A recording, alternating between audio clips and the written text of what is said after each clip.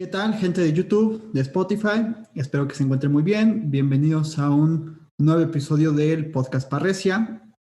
En esta ocasión me encuentro acompañado nuevamente por Fernando Martínez Estrada, psicoanalista, quien pues ha dado clases en distintas universidades, se dedica a la práctica clínica del psicoanálisis y fundó el colectivo Subversión del Sujeto, ha participado en diferentes escritos y mencionábamos que también has trabajado con muchísimos otros psicoanalistas, digamos, de México, pero también de Argentina, de Colombia, de Venezuela.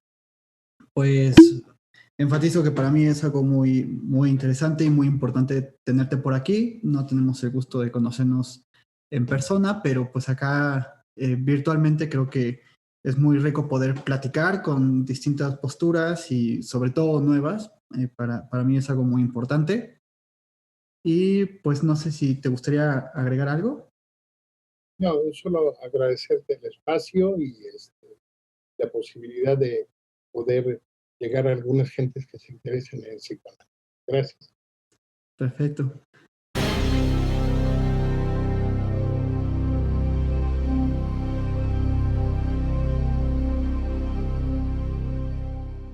Invitamos a que la gente nos haga preguntas.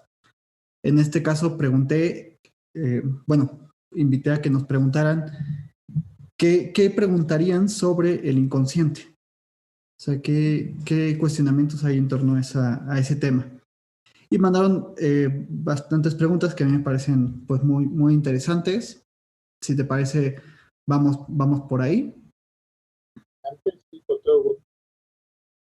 Bien, pues la primera pregunta nos la realiza Citlali Hernández Gregorio, a quien mandamos un fuerte abrazo y saludos. Dice, ¿por qué en muchas ocasiones se reflejan los sueños? ¿Acaso debemos creer en ellos? O sea, el inconsciente, ¿por qué se manifiestan los sueños? Y si tenemos que creer en ellos. Bueno, es una pregunta muy buena, ¿no? Porque por supuesto que cuando se construye la pregunta si debemos creer en ellos, va implícito la cuestión de la duda, ¿no? Hablábamos ya de alguna manera, uno de los trabajos importantes que permiten consolidar la idea de lo inconsciente es la interpretación de los sueños por parte de la lectura que se hace con relación a Freud y la producción en la que él coloca después de toda una cercanía y disertación con algunos autores y que le permite escribir claramente lo que es la interpretación de los sueños. Sí, Freud hace una producción muy importante y entre ello también él habla de los actos fallidos, de todas estas formaciones del inconsciente que de alguna manera suceden en la gente, que pueden ir desde un olvido, una equivocación, un lapsus, incluso el propio síntoma, y de alguna manera los sueños. ¿Qué es lo que entonces se encuentra desde esta perspectiva en los sueños? Dentro de lo que constituye los elementos, digamos, formativos del sujeto del inconsciente, ahora leído por Freud y por Lacan y en su momento por Freud, quedarían los contenidos que de alguna manera representan un cierto riesgo para la integridad del sujeto. Reconocerlos, situarlos, quedarían ahí como un elemento que en la medida en que es una cierta amenaza contra la estabilidad del funcionamiento psíquico, queda reprimido. Por supuesto que esto implicaría pensar en aquella distorsión que se ha dado de pensar el inconsciente como una caja oscura, ¿no? Mítica y guardada, donde está todo lo más oscuro de cada uno. Bueno, ¿qué implica? El planteamiento de Freud, de alguna manera, aunque no hace uso de la lingüística, es que ahí hay una estructura de significaciones en torno a las experiencias, pero que esta condición, llamada de alguna manera como deseo posteriormente, no puede ser colocada en la realidad de la conciencia, porque implicaría justamente la incursión en la angustia, la incursión en una serie de respuestas afectivas de la gente que lo desestabilizaría. Por lo tanto, si pensamos que es un mensaje cifrado, o sea, ¿por qué digo mensaje cifrado? Porque no quedaría colocado como una representación directa, sino como elementos que están marcados ya en la psique del sujeto y que van a permitir operar. ¿Por qué digo operar? Porque de alguna manera es algo que va a insistir frecuentemente, siendo percibido por la persona como algo marginal, algo que no reconoce, ¿no?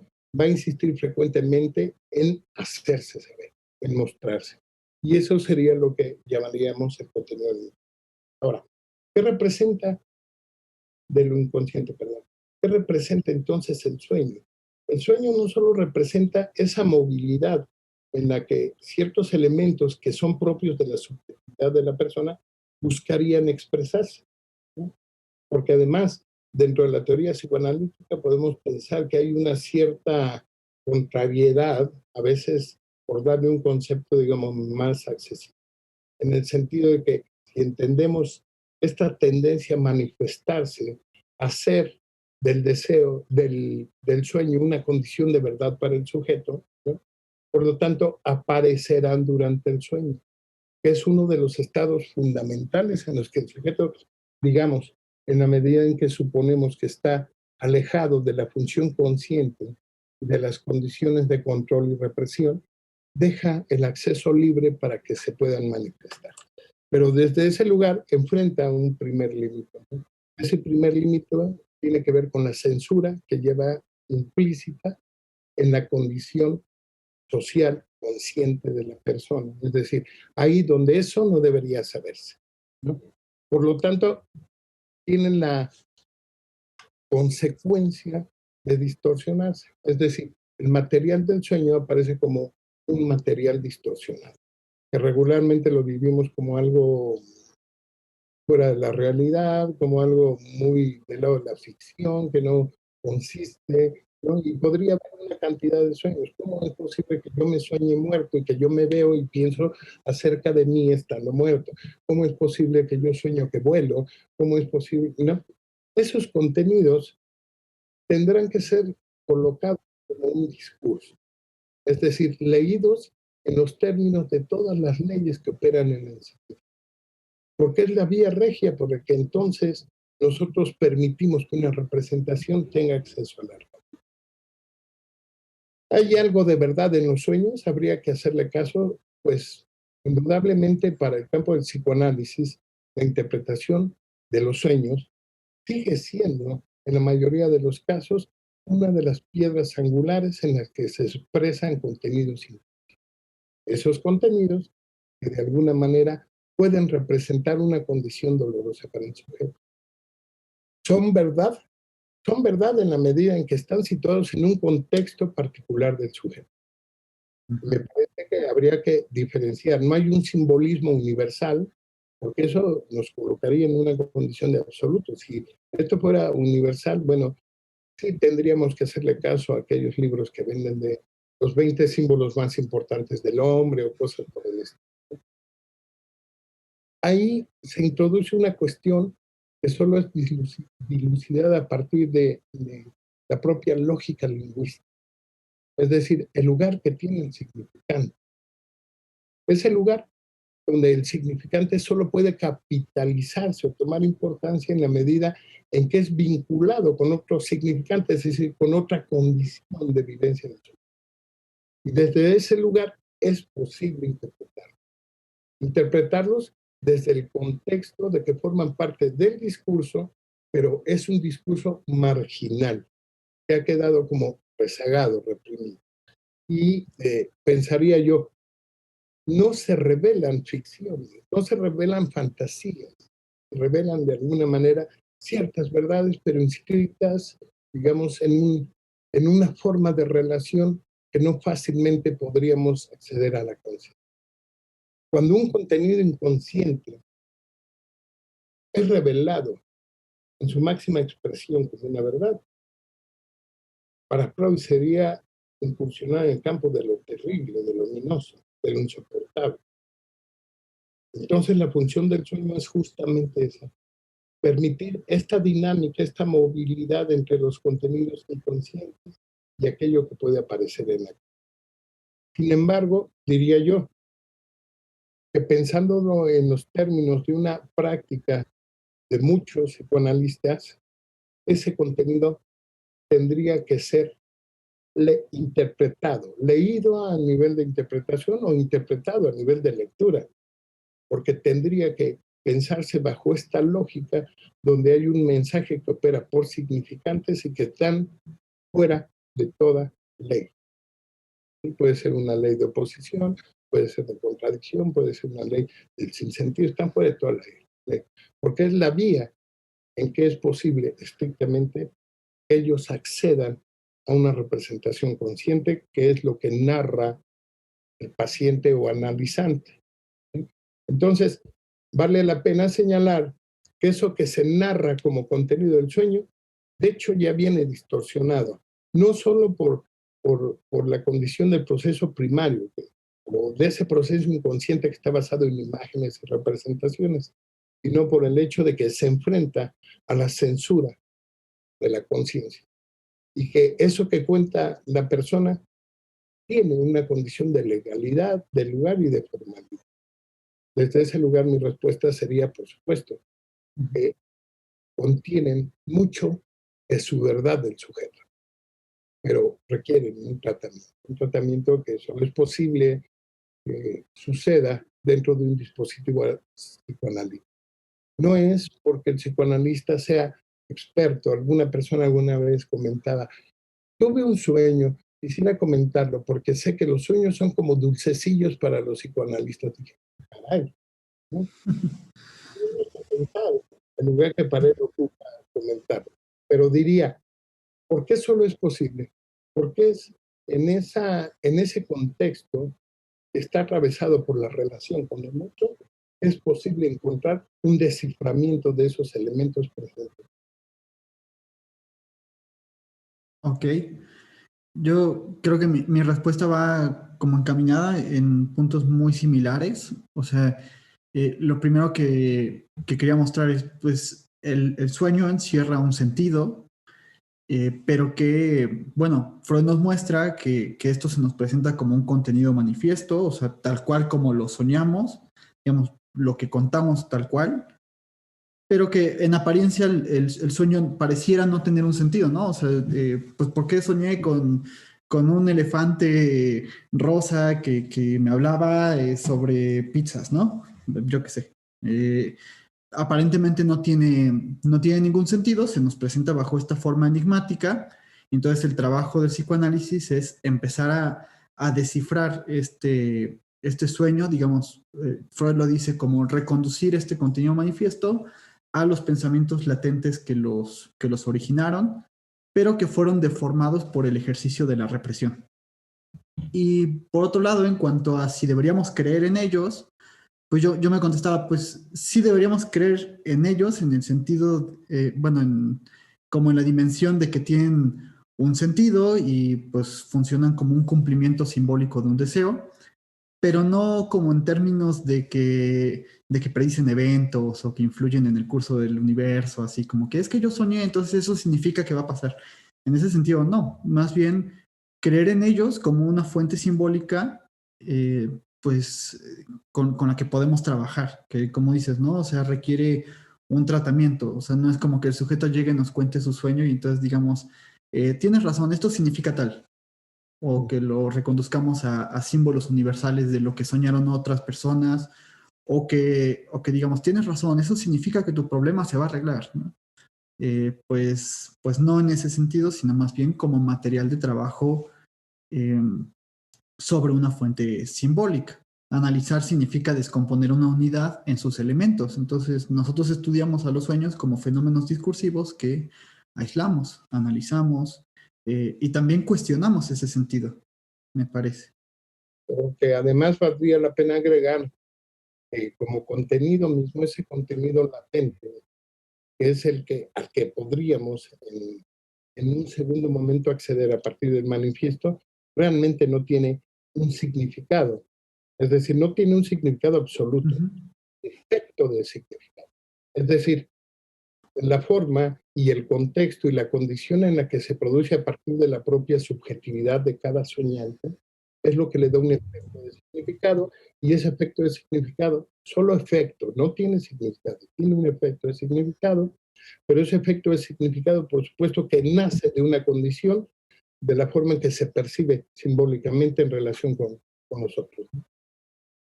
Perfecto.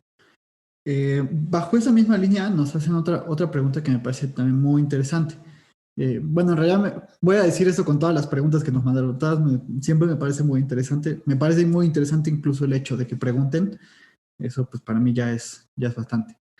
Pero por aquí María viene y nos pregunta, ¿cómo se manifiesta en el análisis de una persona? O sea, lo inconsciente, ¿cómo se manifiesta en el análisis de una persona?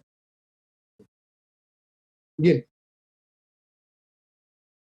me parece que de alguna manera se ha tocado ya en el video anterior, pero en la medida en que podemos verlo con más precisión, me parece que esto permitiría transmitir una información como por lo menos más cercana a nuestra verdad, ¿no? El punto es que para Freud, hablaba yo de estos actos fallidos en los que podemos decir que, incluso posteriormente Lacan, por eso dice, no son actos fallidos, son actos logrados, ¿no? Es decir, es un acto que realmente no salió, se presentó. Es decir, dentro de ellos ubicamos el sueño.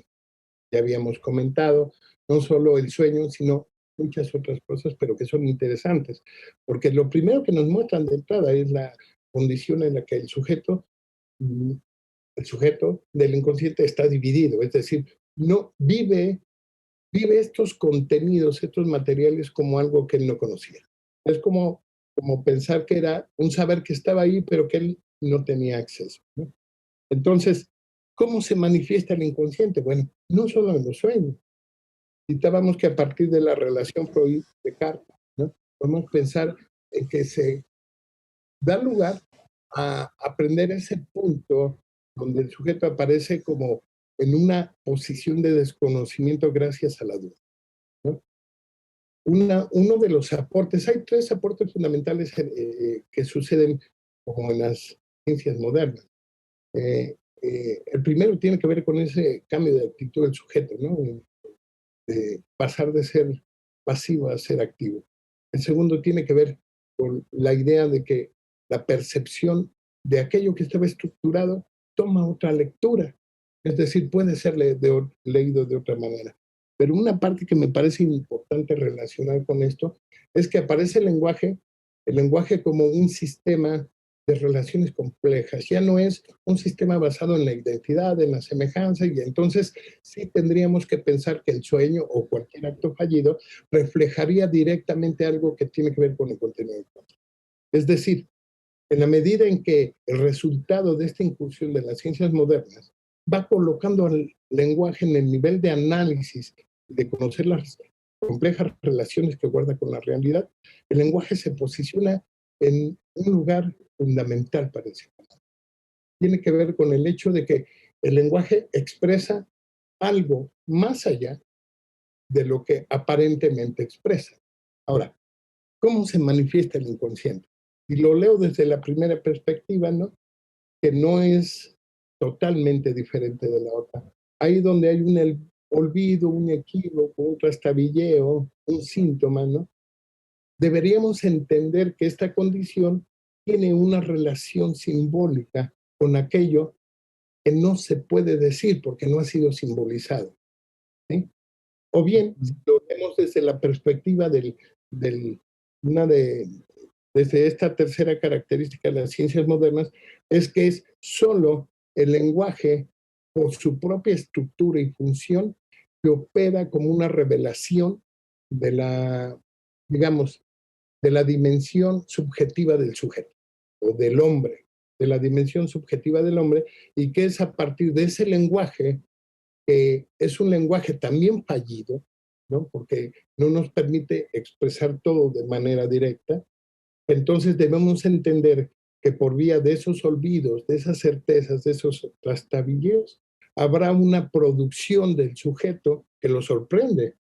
Es decir, el sujeto habla en la sesión psicoanalítica, establece un discurso, ¿no?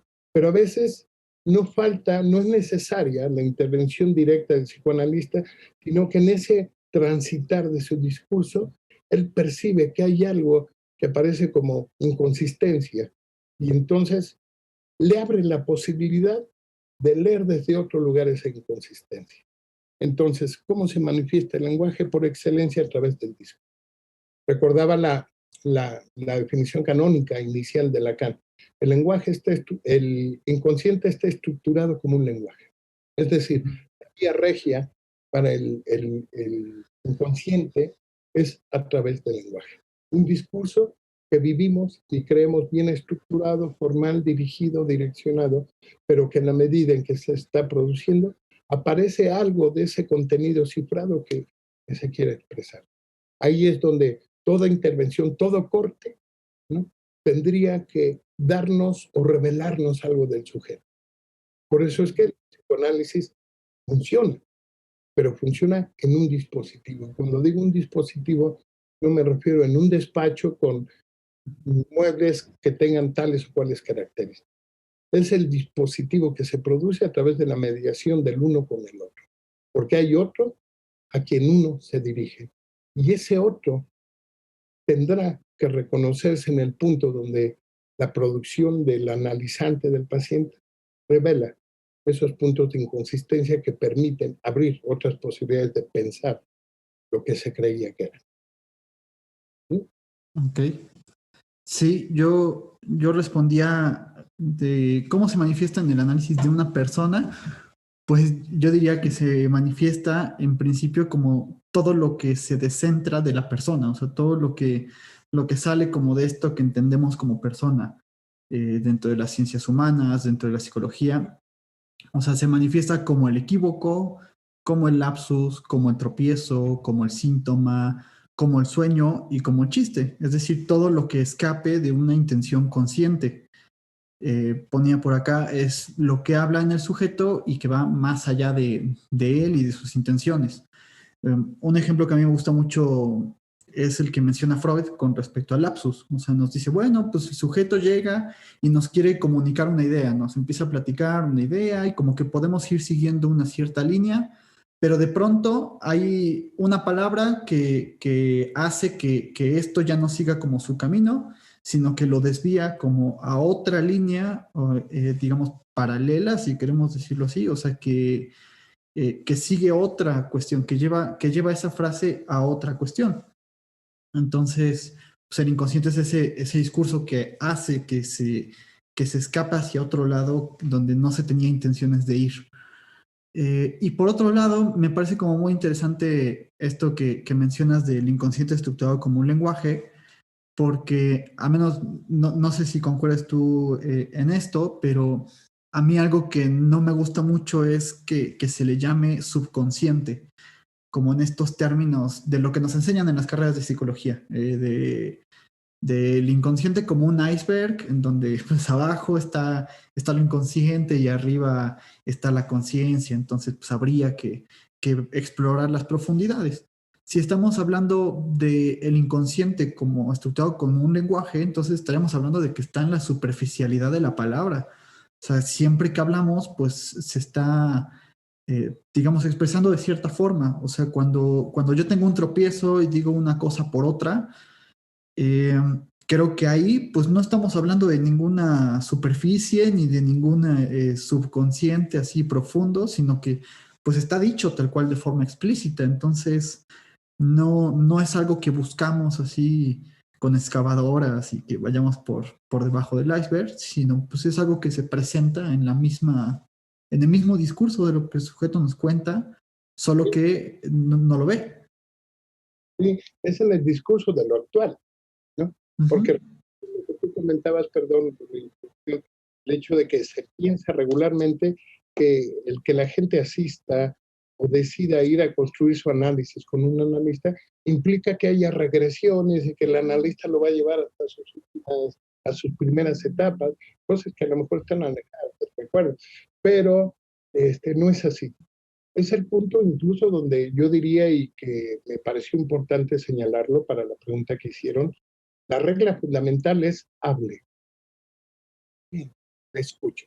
Hable porque yo le escucho. Es decir, yo no le estoy pidiendo que hable del síntoma.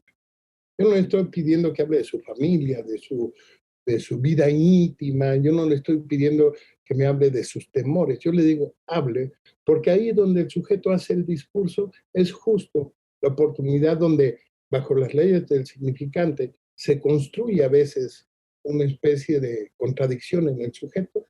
Yo decía que de entrada lo sorprende porque dice, yo no quise decir eso, pero además abre la posibilidad para generar otras formas de producción del lenguaje en torno a otra línea. Perdón. Perfecto, no, sí. Bueno, yo incluso ya había acabado la respuesta, entonces creo que sí, estoy totalmente de acuerdo con eso que mencionas. Y si te parece, pasamos a la siguiente pregunta que nos la hace Nicolás Sevilla. Eh, Debo ser honesto, no comprendí mucho a qué hacía referencia la pregunta por la forma en la que está redactada, pero creo comprender alguna cuestión. La voy a decir y un poco lo que interpreté, ¿no? Nos hizo dos preguntas en realidad. O sea, pone a ir en contra de su naturalidad basada en las normas sociales impuestas, problemas que implica vivir y vivir constantemente dañando o fracturando sin naturaleza. Yo lo que entiendo es que está preguntando un poco por lo inconsciente como una transgresión de la naturaleza y pues bueno, las implicaciones que eso tienen, o los problemas más bien que eso implican eh, pues en el vivir cotidiano, me parece. Sí. Quiero pensar que así es. Teníamos esa como una pregunta, digo, ¿no lees la segunda? Bueno, empecemos con... Ajá, es que esas son las dos. O sea, una es a ir en contra de su naturalidad, problemas que implica para vivir, y la otra es vivir constantemente dañando o fracturando su naturaleza. Bien. Bueno, por supuesto que intentar responder a estas preguntas lleva a uno a colocarse en la referencia de su propia formación. Me parece que el punto de inflexión, me parece en el consciente, tiene que ver con ese momento donde el sujeto, después de las ciencias modernas, es colocado en una condición muy particular. ¿Cuál es esta condición? Recordaba una lectura que hace Guy sobre Lacan acerca del sujeto, y él dice, la condición de la existencia del sujeto, ¿no?, implica que él se coloque en el lenguaje natural, así lo dice. ¿Cuál es el lenguaje natural? Aquel que le es propio, aquel donde él puede dar cuenta de qué lugar tiene, cuál es la condición y cómo se vive. Dice, la ciencia toma este lenguaje y lo hace conocimiento. ¿Qué quiere decir hacerlo conocimiento?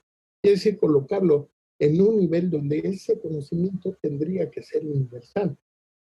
Y cuando ese discurso ostenta ser universal, pierde su naturaleza. Es decir, ya no es atribuible a una condición particular de una persona, sino aparece como una condición que sucede a todas las personas. Y hay un abandono de ese lenguaje natural. El sujeto habla de conocimiento, no de verdades, ni de saber qué. Y entonces pensaría yo, claro, si pensamos al inconsciente, diría yo, y parafraseando un poco a Foucault, no hay nada natural.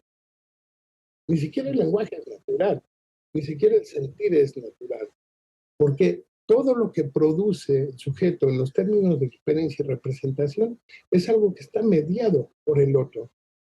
¿Quién es ese otro? Vendría la pregunta.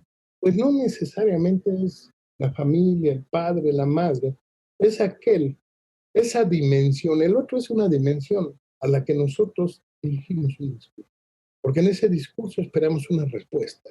¿De qué? De esta condición de existir. Entonces ese otro puede ser la cultura, puede ser la economía, ¿no?, puede ser la madre, el profe, el maestro, es decir, pero siempre la posibilidad de que nosotros construyamos esa subjetividad debe estar, o bueno, no debe, diría yo, debemos comprenderla en los términos de que está mediada en una relación del hombre con los otros, ¿no? Si lo pienso en esos términos, diría yo, no habría nada de natural, porque ni siquiera, aún en algunas películas, como aquellas de que de chiquitos quedan en una isla y son familiares y crecen y usan taparrabos, y al final aparece el deseo genital. Ni siquiera eso sería natural, porque es el punto del deseo y de lo que representa el otro en esa relación de entre uno y otro, llámele hombre, mujer, hermano, hermana o lo que sea, es a partir de que el otro está ahí que yo puedo poner en escena el deseo. Y ese deseo es un deseo, está atravesado por las dos dimensiones, la del otro y la mía. Y desde ese lugar ya no es nada, ¿no? Es decir, es algo que está construido. Yo no sabría responder cuál sería lo más natural, porque me parece que no hay cosas naturales. Sin embargo, si lo toma usted como referencia en el sentido de que eso natural es la forma en que somos expulsados a través de un accidente como el nacimiento, ¿no? Y que nacemos como libre de todo prejuicio, de todo valor, de todo esto, yo diría, claro, la existencia debería ser natural, pero incluso desde la filosofía, existir es el único recurso que queda ante una imposibilidad, ante una pretensión imposible del hombre, que es tratar de explicar su ser. En la medida en que el ser es inalcanzable, hay por ahí un filósofo que se llama Heidegger, ¿no? Que plantearía entonces que se da un fenómeno, se me acaba de ir el nombre, el Dasein. Lacan lo retoma y dice, la filosofía debería comerse su Dasein. Es decir, porque lo que intenta explicar este concepto alemán, el Dasein, es que el hombre, en la medida en que no, una de sus imposibilidades es alcanzar el ser, es eyectado al mundo y el único recurso que le queda es existir, no ser. Y la existencia va acompañada, ahora sí, de culpa. La existencia va acompañada por expresiones afectivas que hacen padecer esa existencia. Por eso existir implica, entre comillas, o podría implicarnos a nosotros pensar que todas las personas que existimos, atravesamos de una o de otra manera por pérdidas, por ciertos dolores, decepciones, etcétera. Pero esto es el único recurso que se plantearía como una forma de responder a la imposibilidad de no alcanzar ser. El ser es inalcanzable, es un imposible. Desde la filosofía, el ser sería una condición que incluso también podría ser difícil designarla con palabras. Ajá. Y entonces la operación del sujeto es que es eyectado por la función simbólica de la existencia. Entonces, desde ahí yo diría, sí podríamos pensar como algo que va en contra de la naturaleza, pero no es tan natural, ¿no? Y por otro lado, el sujeto vive, ¿no? Vive. Vivir implica una atribución de la existencia, ¿sí? Y la existencia, debido a que solo se da en la realidad propia del sujeto y cómo la representa y la significa, está atravesada por pérdidas, dolores, sufrimientos, culpa, angustias. Y entonces ese vivir ya no es tan natural, pero sí implica, más bien diría yo, una posición en la que desde una formalización teórica podríamos pensar que eso haría que todo sujeto viviente, y sobre todo hablante, es decir, que hable o hablente, está atravesado por el deseo, que es la única condición entre el hombre y el otro. Y que en esa medida que está atravesado por el deseo, todo sujeto sería susceptible de pensarse candidato para el dispositivo analítico. Ok, yo planteaba como en un inicio, si transgrede la naturaleza es porque ya estamos señalando una diferencia entre pues, lo que sería la dimensión de lo humano con lo animal en un primer momento. O sea, por eso siempre hacemos como esta insistencia de que Freud no habla de instinto sexual o de instinto de muerte, sino más bien de pulsión, en el sentido de que no está mediado por una relación, digamos, del ser vivo con su ambiente, con el medio ambiente, sino que está mediado, sino que es una relación que está mediada por el lenguaje entre el sujeto y pues su existencia, que es algo totalmente diferente. Entonces, en ese sentido, lo inconsciente me parece que es una transgresión de la naturaleza en el sentido de que está, como mencionábamos antes, estructurado como un lenguaje. Entonces, los animales no tienen esta cuestión de relacionarse con objetos a través del lenguaje. Se relacionan con objetos a través pues digamos, su propio instinto, su propia forma de vivir.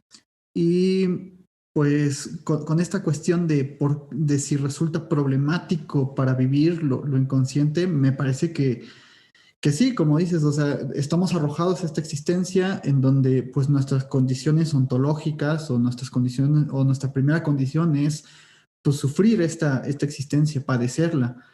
Eso no significa a lo mejor que entonces estamos todo el tiempo así como tristes o sino, sino más bien que algo estamos en algo de la dimensión del sufrimiento constantemente. Y, y pues me parece que también sufrimos mucho porque lo inconsciente siempre se está escapando de pues estas voluntades o estos anhelos que tenemos, eh, como el pensar que yo puedo ser libre y que yo puedo decir lo que yo quiera y que yo puedo decidir qué pensar, pues más bien lo inconsciente nos viene a mostrar que no. Y además, pues hay una frase por ahí de Freud que dice, lo que causa placer en un sistema, o sea, lo que causa placer en el inconsciente causa displacer en la conciencia, porque también como que una parte de lo inconsciente es que siempre está en conflicto con otras instancias, sobre todo con los intereses culturales, o sea, todas estas fantasías que no nos permitimos pensar, por ejemplo, o sea, porque entran en un cierto choque con la cultura. Por eso es necesario que el sueño también lo deforme, porque si se expresara el contenido tal cual, pues eso es demasiado angustiante para quien lo está soñando. Entonces, también me parece que hablábamos de la diferencia entre yo y el sujeto en el video pasado, y acá también se enfatizó un poco la cuestión de que el yo está del lado de lo imaginario y el sujeto está del lado de lo simbólico, pero que esto implica que, pues digamos, el sujeto estar en lo simbólico también implica estar desgarrado de cierta forma en lo simbólico. O sea, que no es una relación perfecta con el lenguaje, sino que es algo que está también desgarrado. Entonces, pues sufrimos, sí, me parece que sí, en ese sentido, de que solo logramos representar cosas, no logramos tomarlas con el lenguaje. O sea, un tema de esto es, por ejemplo, el amor. O sea, todo lo que yo puedo decir del amor y lo que yo espero encontrar en el amor, pues estoy buscando en lo real, o bueno, en lo material más bien, estoy buscando algo que en realidad se está fabricando como en lo discursivo. Y por eso nos cuesta tanto pues comprender que no lo vamos a encontrar, ¿no? Y de hecho, si me permite, bueno, hacer un comentario. Claro, claro. Me parece que ese es el punto interesante de algún momento, me parece que ya han abordado la cuestión de la antropología. El punto donde podríamos decir que esa condición dinámica cambia por una posición topológica. Y ¿por qué lo tomo desde la topología? Porque sí me parecería, digamos, cuando menos conveniente señalar que dentro de las últimas elaboraciones del psicoanálisis y particularmente en la escuela francesa, ¿no? El concepto de sujeto va cambiando también. Y al final es visto justamente como un anudamiento, como el punto que se construye de 3 a 4 cadenas y que lo que implican es que de alguna manera eh, también esa posición, por ejemplo, de pensar una diferenciación de los diferentes registros, una cosa es lo simbólico, otra lo imaginario. No, es decir, no podrían existir ninguno de los tres como pensados independientes, simbólico, imaginario y real.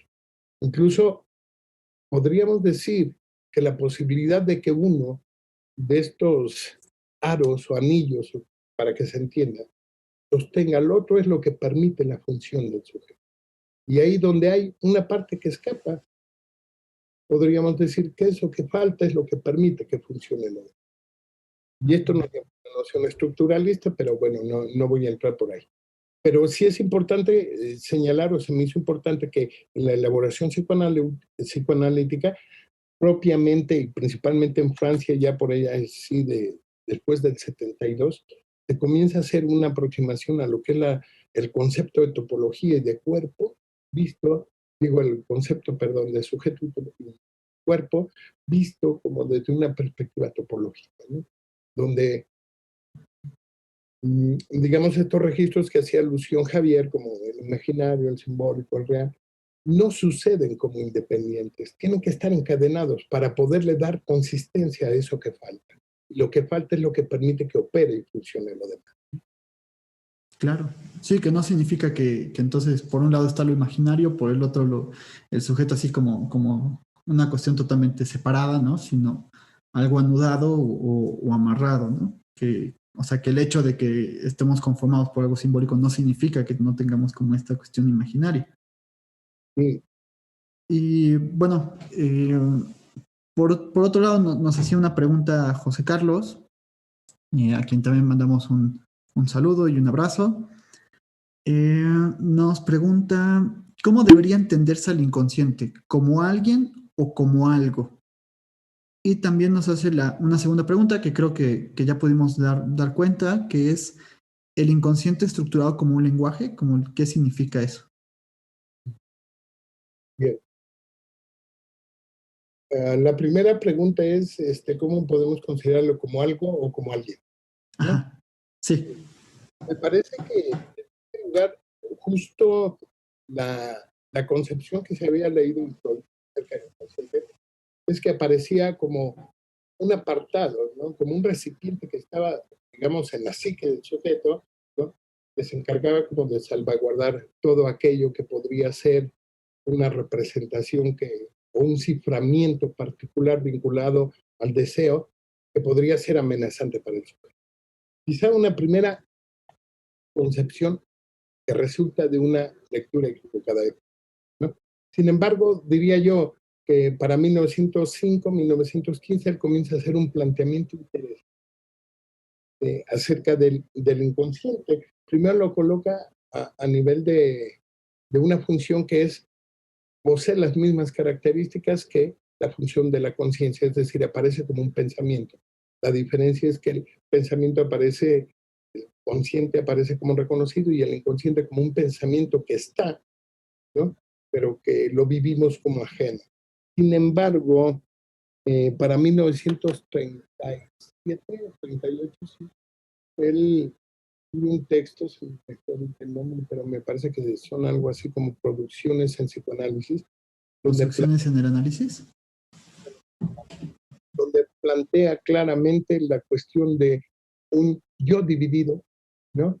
Un yo que permite una relación entre consciente e inconsciente y la posibilidad del preconsciente, donde se ve claramente en Freud, y se llama el artículo justo como lo señalaba Javier, construcciones en análisis, donde podemos ver que esta condición ni obedece a un lugar como se pensó inicialmente que existía en Freud, ni mucho menos obedece a una persona, ¿no? Sino que el inconsciente tendría que ser leído como una producción que sucede en el punto donde la subjetividad hace contacto con el mundo objetivo, ¿sí? Incluso Freud le llamó imbeance, no, fue la canbeance, como ese momento de sorpresa, donde el sujeto es sorprendido por el hecho de que descubre que da lugar a discurrir en algo que ni siquiera él reconoce.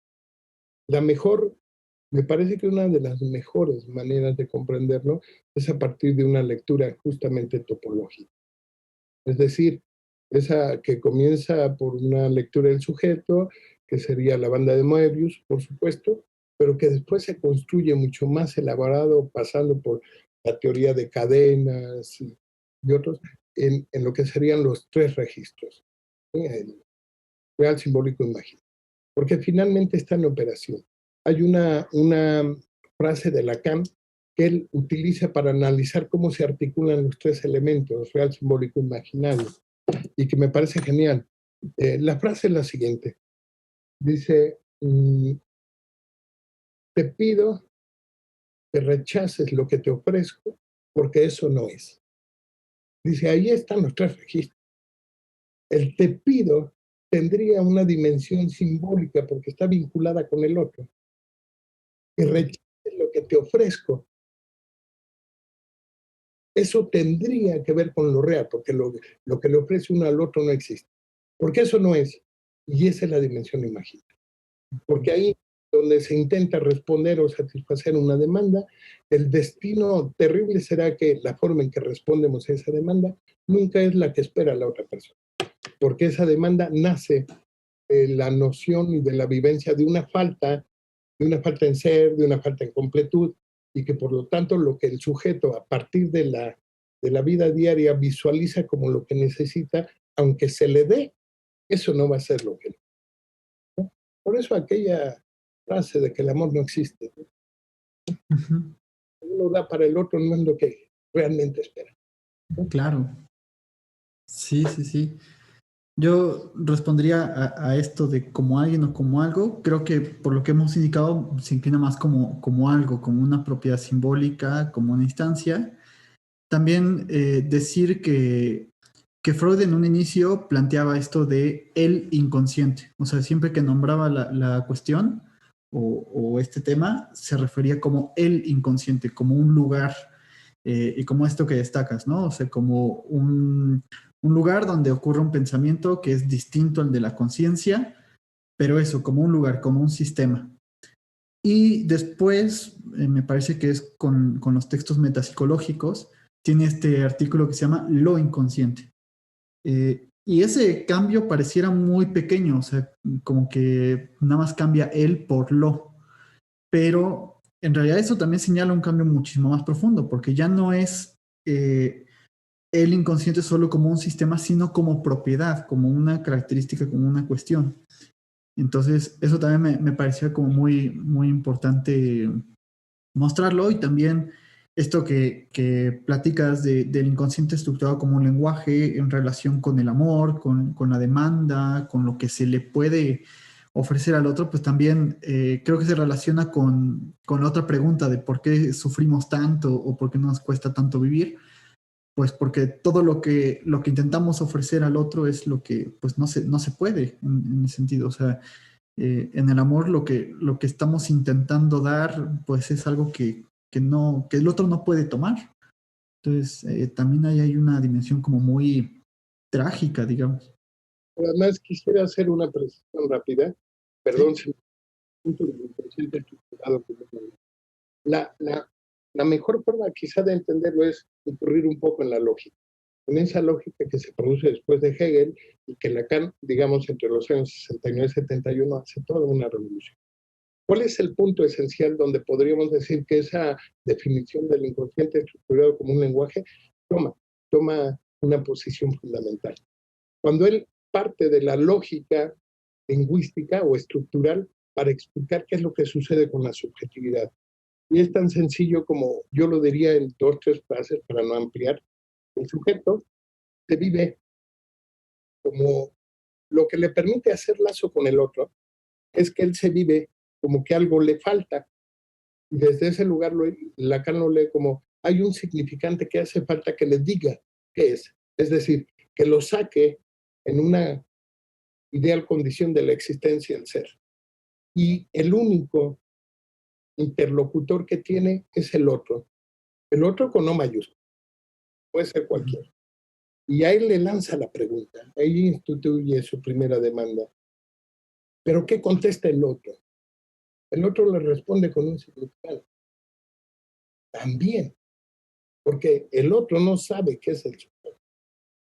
Y entonces, lo que descubre el hombre es que ese otro, también que sería el idealizado, ¿no? El idealizado gigante, el total, ¿no? También es efecto del significante. Y el hombre queda desposeído del verbo. O sea, ya no es él el que contiene la acción para alcanzar el ser, sino es un efecto de aquello que falta. Y entonces, si nosotros lo leemos así, diríamos, el inconsciente aparece porque esa falta, ¿no? Es esa noción de falta, de que algo nos falta en nuestra existencia, ¿no? Es fortalecida porque no hallamos una respuesta ni en el otro. Y esto es interesantísimo, ¿no? Genial. Solo quería comentar eso. Me parece Ok, que es una diferencia a la del siguiente producto. perfecto, buenísimo. Pues sí, yo pienso, nada más a lo mejor para contextualizar esto de el otro con O mayúscula, o sea que no nos estamos refiriendo al otro como semejante o como las otras personas, sino como una dimensión simbólica. Eso es lo que entendemos, digamos, a grandes rasgos en psicoanálisis por el otro con O mayúscula. Entonces, pueden ser los profesores, puede ser, incluso Lacan se refiere al gran otro como Dios. O sea, podemos ver esto que dices muy bien como ejemplificado en cuando le pedimos algo a Dios o cuando le pedimos algo al Estado, al gobierno, yo qué sé, o sea, múltiples cosas, pues lo único que nos contestan nos devuelven significantes. Entonces, en ese sentido, por eso nuestra existencia también es bastante trágica, porque no nos devuelven, por ejemplo, lo que se supone que debería ser el amor, sino que nos devuelven significantes sobre el amor. Entonces, creo que eso es una cuestión ahí muy interesante.